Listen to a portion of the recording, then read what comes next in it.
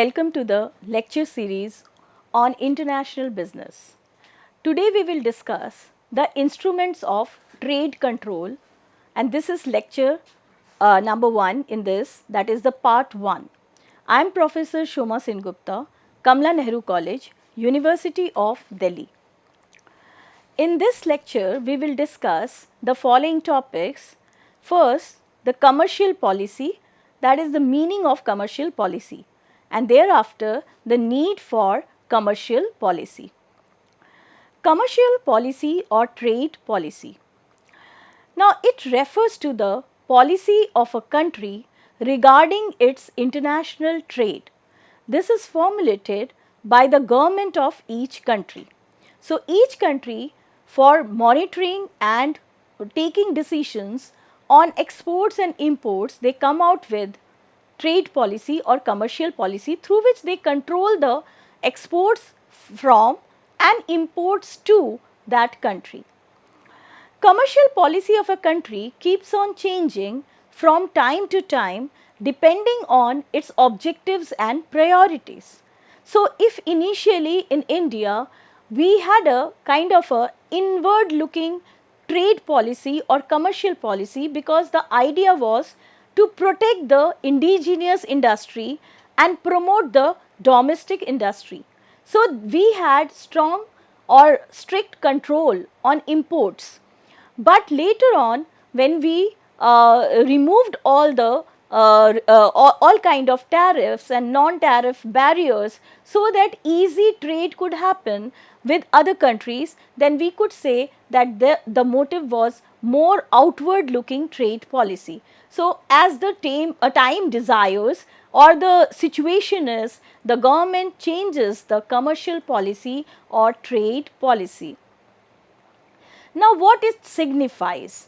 The existence of commercial policy or trade policy signifies the existence of government intervention in foreign trade of that country. So, it means rarely there is a situation where there is free trade.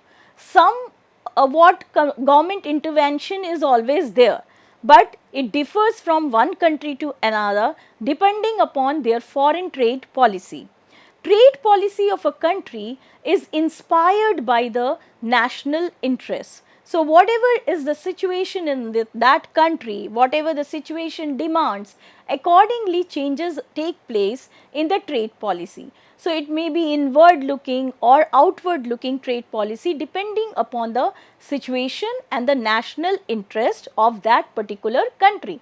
But this is in contrary to the idea of free trade, as we have been saying that the concept of free trade is not fully applicable throughout the world.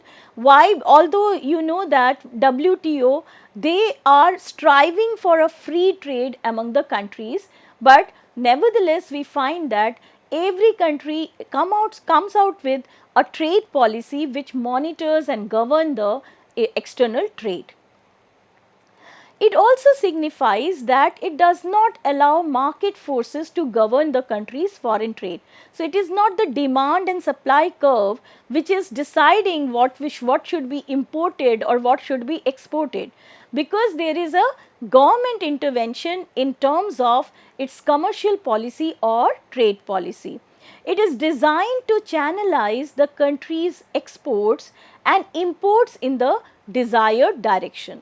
So, if we wish that in certain sectors investment should take place, then we allow FDI in that area. So, it is a kind of a trade policy. We wish to promote export of a particular product, we reduce the export duties on that or export tariffs on that. We wish that certain goods should be imported in our country, then we reduce the tariff on that or import tariff on that. It depends upon what is desired by the country. It recognizes that in reality the world market is not perfect and free trade can be harmful to a country's consumers. So, every country has its own problems, own issues, and that is why they put restriction on free movement of goods from that country or to that country. And that is why free trade is a farce till now, and in certain countries it is considered as harmful for their domestic business or for certain other strategic reasons. Now, let us discuss the impact or influence of commercial policy or trade policy on various aspects of international trade or of in that country. So, commercial policy of a country has an impact or influence on volume and composition of its foreign trade, direction of development, country's investment pattern and consumption pattern. So, we will discuss each of the points in detail now. So, first is the impact on volume and composition of foreign trade. Trade policies can influence which goods and services are produced and traded by making them more or less competitive in the international market. So, it is the government which is deciding the volume and composition of the foreign trade in the form of the trade policies regarding the exports and imports of goods. For example, tariffs on imported textiles might encourage domestic production of textiles, thus changing the composition of exports and imports. So, if we say that synthetic material, if it is coming to India and there is a heavy tariff on that, and you know that in 80s people were moving away from indigenously produced cotton textile towards these synthetic artificial items like nylon or any other type of artificial silks. Now, since if we increase the tariff on those products, then people will not buy that much of that product because it will become expensive in the Indian market, and the indigenous textile will be protected and people will go for those textiles, or those industry will flourish in our country. Governments may use the trade policies to promote the development of specific industries they deem strategically important, influencing the overall composition of country's trade. So, whether it is say heavy items like steel or iron, or you want to develop industry of that those products, then naturally you will have a trade policy whereby you are discouraging import of those goods, so that indigenously more and more of those products be manufactured.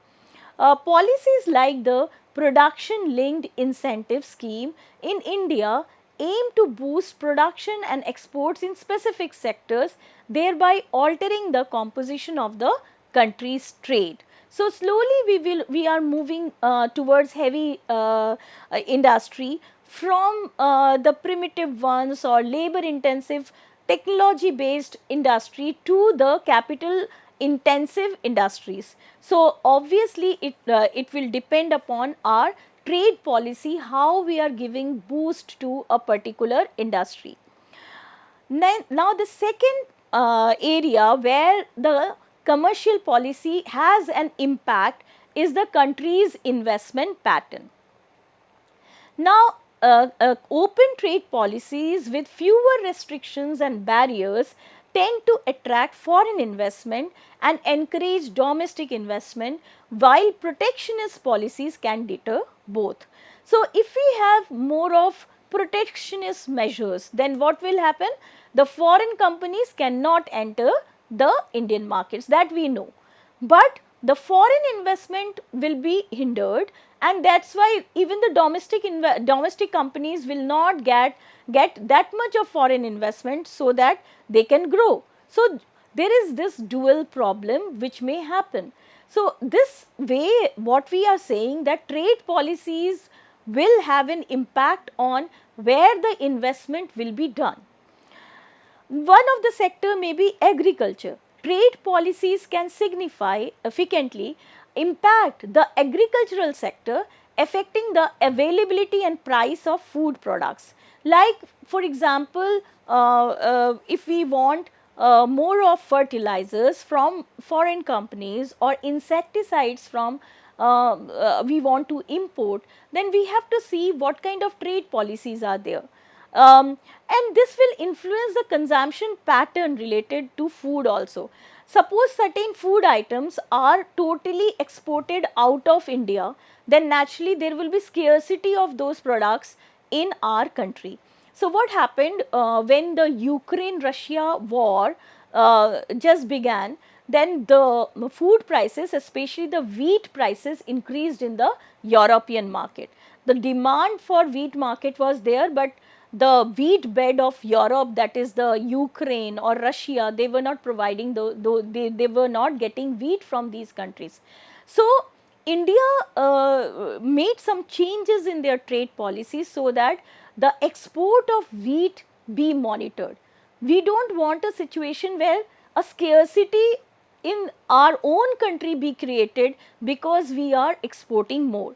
So, export tariffs, although they are rarely discussed, but they are nevertheless there beside the very popular ones, that is the import tariff. So, sometimes the country comes out with export tariffs also, because if it has certain requirement, if the product is required in the domestic market, then naturally we can have export tariffs as well. Then another area may be manufacturing. Trade policies can affect the competitiveness of domestic manufacturing industries, influencing the availability and price of manufactured goods and ultimately impacting consumer choices in this sector. So, many of the products which were previously not available in Indian markets because or brands which were not, whether it is cosmetic brands or automobile brands, they were not available in India. Why? Because there was trade policy which was restricting the import of those goods or opening of their branches in our country, because the idea was to protect the domestic industry. Then open trade policies and foreign investment may be also impacted by the reduced barriers. Sometimes we reduce the barriers. So, lowering tariffs and eliminating non-tariff barriers, which is actually the idea of the WTO resolutions, like quotas, complex procedure and stringent product standards. If we remove all these tariff and non-tariff barriers, this will make a country more attractive to foreign investors. So, those countries which have reduced barriers, they are attracting more of the foreign companies. Increase market access. Open trade allows companies to access larger markets, boosting potential sales and profits, which can incentivize foreign direct investment in that country. Also, it will lead to a stable environment. Trade agreements like dispute resolution mechanism creates a stable and predictable environment for investors, reducing the perceived risks. Another area is the trade policies and domestic investment. So, investment in export oriented sectors, for example, nowadays the government of India is promoting EOUs or export oriented units or export oriented sectors. So, when trade policies encourage exports, domestic companies may invest more in industries that can compete in international market. Infrastructure development may be another area. Trade policy can indirectly influence domestic investment by creating a need for better infrastructure like ports, roads and logistics to facilitate trade. So, we see that the trade policy, if it is an open trade policy and we want that the foreign companies, they should not only invest in our businesses in our country, open up businesses in our country, or we want more of foreign direct investment, then naturally it will have an impact on the infrastructure development also, because we know that a country which has better infrastructure will attract more of foreign direct investment or foreign investors. Also, investment in these areas can further enhance a country's attractiveness to both the domestic and foreign investors. Then technological transfer, technology transfer, that will also happen depending upon the trade policy. Whether in the international sector or even in domestic investment. Open trade can facilitate technology transfer through foreign direct investment and joint ventures, leading to increased investment in research and development by domestic firms. So, the trade policies are not only affecting the foreign investment, but it is also affecting the domestic investment. So, here we are discussing that in domestic investment also trade policies play a major role. Then another area is protectionist policies like reduce foreign direct investment. So, if a government has a protectionist policy, like they want to promote the indigenous industry or domestic industry but put restrictions on foreign investment, then naturally it will reduce the foreign direct investment inflow in the country. So, tariffs, quotas and other protectionist measures can increase the cost of doing business in a country, making it less appealing for foreign companies to invest. This will also discourage domestic investment. How? Like protectionism can stifle competition and innovation. So, hence reducing the incentive for domestic firms to invest in upgrading or expanding. So, it is a kind of double whammy, we can say, that what will happen, you have an inward oriented trade policy, that means you are not allowing the foreign investment in your country and you are thinking that we are promoting the domestic industry. But when domestic industry does not have or is not facing any competition, then they will not invest on research and development, they will not innovate new products, they will not come out with quality products. So, ultimately the consumers will suffer because they will not only have lesser choices, but also they have to buy forcibly domestic products or products produced by domestic companies which may be substandard, though they may be paying a huge amount of money to buy those products. Then protectionist policies will also lead to trade deficit, and that was the situation in India for a very long period of time when we had protectionist policies and we concentrated on restricting imports, but it ultimately always led to trade deficits. So, protectionist policies can lead to trade deficit if they hinder a country's ability to compete in global markets, further impacting investment patterns. So, you see that for a very long period of time we were not coming out with any new inventions or indigenous inventions. Why? Because we were protectionists, having protectionist policies, and the research and development which is needed for creating a global product that was absent in Indian market or in India in general. Then another area where these trade policies has an impact or influence is the direction of development in that country. A country's foreign trade policy or FTP significantly influences its developmental path by shaping trade patterns, promoting economic growth and fostering international relations.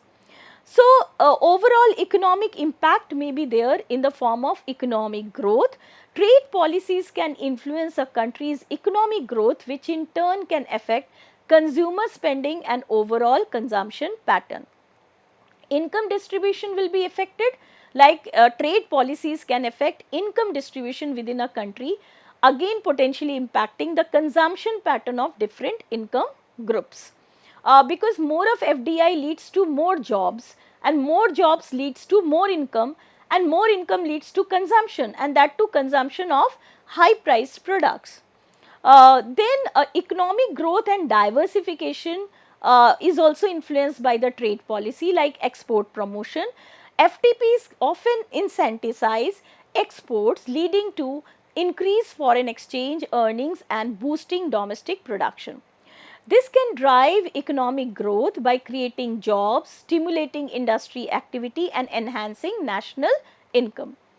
Diversification also takes place. FTPs can encourage diversification of exports, reducing reliance on a few key products and making the economy more resilient to global shocks. Attracting foreign direct investment, which we have discussed in the previous point also. A well designed FTP can attract foreign investors, leading to technology transfer, infrastructure development and job creation. Trade agreements or cooperation or industrial relations may also be affected by the trade policy of a country. So, first is trade agreement, like FTPs guide a country's approach to trade agreements with other nations, shaping its international partnership and influence. Global integration will be possible depending upon the trade policy of the country. FTPs aim to integrate a country into the global economy, facilitating trade and investment flows and fostering international cooperation. Building trust and credibility, a consistent and transparent FTP can enhance a country's reputation as a reliable trading partner. Poverty reduction, like it is a development goal, so this can also be addressed through trade policy. So, trade policy is not only having impact on exports and imports, but it can also have an impact on development in general, like poverty reduction. By promoting exports and creating jobs, FTPs can contribute to poverty reduction, particularly in developing countries. Agricultural development can take place, boosting farm incomes and contributing to food security.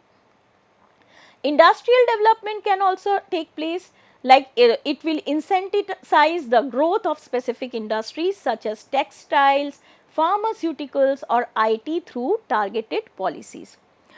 It will enhance communication, competitiveness, innovation, technology transfer, and new technologies and production processes will take place and making exports more competitive in the global market. All this will depend on the foreign trade policies. Innovation will happen in that country, where FTPs can promote research and development, fostering innovation and driving economic growth. Balancing imports and export, this is a challenge, and it also have a risk, like there may be trade deficit. So, FTPs ensures a balance between imports and exports, so that trade deficit should not happen. So, balance of payment position will be better, ensuring the country can afford to its import while promoting exports. Trade deficit will be managed, like FTPs can help manage trade deficits by promoting exports and attracting investment. Risk management can also happen, like FTPs can help companies diversify their markets and production, reducing their dependence on local markets and improving risk management. And the last is the consumption pattern, like a country's foreign trade policy signify influence on consumption pattern. Significantly influences the consumption pattern. It can affect availability, price, variety of goods and services consumed domestically, ultimately shaping consumer choice and preference.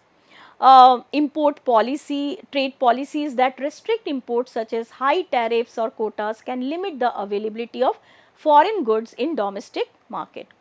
Import policy, this can lead consumers to rely more on locally produced goods even if they are more expensive or of lower quality. Export policies that encourage export can lead to increased production and availability of certain goods within the country, potentially impacting consumer choices and consumption habits. Trade agreements, free trade agreements which reduce or eliminate trade barriers can lead to a wider variety of goods and services becoming available to consumers at potentially lower prices. Import tariff, high tariffs or on imported goods can increase their prices, making them less affordable for consumers and potentially shifting demand towards cheaper locally produced alternatives. Another way of trade policy is subsidies, which is a non-tariff barrier. So, government subsidies for domestic industries can lower the cost of production for local goods, making them more competitive with imported goods, influencing consumer purchase decisions. Exchange rates is also influenced by that. Fluctuations in exchange rates can affect the cost of imported goods, making them more or less expensive for consumers. Also, consumer preferences and habits are affected by trade policy. when the consumers have exposure to foreign goods. This increased exposure can influence consumer preferences and habits, potentially leading to a shift towards imported goods and lifestyle. Marketing and advertising is also affected. Foreign companies can market their products in a country, potentially influencing consumer preferences and consumption pattern. Cultural exchanges will take place, like trade can facilitate cultural exchange, which can also impact consumer preferences and consumption pattern. Now, why the commercial policy is needed? First of all, it protects the domestic industry. We are very well aware of that. So, protection of domestic industries, protection of domestic industries, domestic firms sick due to entry of foreign firms. All these are required, and this we will discuss in the next lecture. Now, to summarize this lecture, what we can say is that commercial policy or trade policy refers to the policy of a country regarding its international trade. It is designed to channelize the country's exports and imports in the desired direction. It influences the volume and composition of its foreign trade, direction of development, country's investment pattern and consumption pattern. So, commercial policy is needed, and we will discuss that in detail in the next lecture, why it is needed and which are the areas that need a trade policy to grow. These are certain references, like you can go through certain books like by C.B. Gupta, then Smriti Verma's book is also a very good book, and then there is a book by Hill and Hult. There are many other books which are available, and go through them and you will understand the topic better. Thank you, students. I hope you have understood the topic. We will continue this in our next lecture.